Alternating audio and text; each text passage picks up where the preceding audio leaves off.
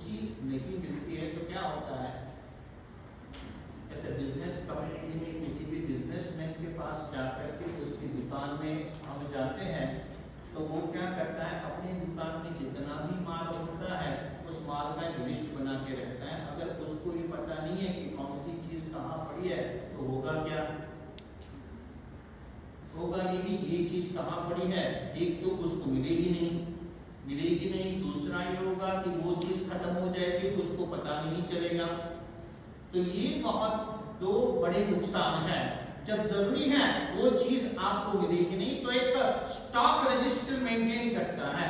उसी तरह मैन्युस्क्रिप्ट को ढूंढने के लिए उसमें क्या लिखा है उसकी जानकारी के लिए एक स्टॉक रजिस्टर बनाना जरूरी है। उसी को कहते हैं कैटलॉग, जिससे हमें पता चलता है कि कैटलॉगिंग से ये चीज कहां पर पड़ी है, ये मैन्युस्क्रिप्ट कहां पर पड़ी है, उससे उसकी उपयोगिता का वर्धन होता है, उपयोगिता बढ़ जाती है। तो मैन्युस्क्रिप्ट का कैटलॉग इसलिए आवश्यक है क्योंकि उसकी उपयोगिता सही अर्थ में हमारे सामने आए, अदरवाइज उसकी कोई उपयोगिता नहीं रहेगी। तो मैन्युस्क्रिप्ट के कैटलॉगिंग करने का इतिहास कहां से प्रारंभ होता है? विदेश में तो बहुत सारे इसके प्रयास हुए, भारत में उसके जो प्रयास हुए उसमें भारत में जो सबसे पहला कैटलॉग जिसे कहा जाता है उसका श्रेय जाता है बृहद टिप्पणी का शास्त्र को। पुराने जमाने में जब ये सब परिभाषाएं नहीं थी, कैटलॉग ये परिभाषाएं नहीं थी, तब किस तरह से मैन्युस्क्रिप्ट का रिस्टोरेशन होता होगा? लाइब्रेरीज नहीं थी तो क्या था, कलेक्शंस थे तो कैसे रखे जाते थे, इन सभी विषयों के बारे में मैंने दूसरे सेशन में कहूंगा।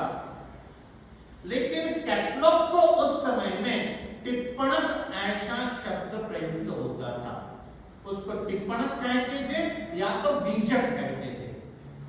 खास करके किसी ग्रंथ के इंडेक्स को जो हम किताब की शुरुआत में लिखते हैं उसको बीजक कहते हैं, और स्पेसिफिकली लाइब्रेरी के लिस्ट को टिप्पणक कहते थे।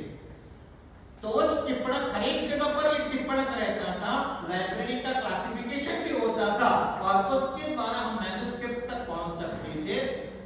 बृहद टिप्पणक किसे कहते हैं?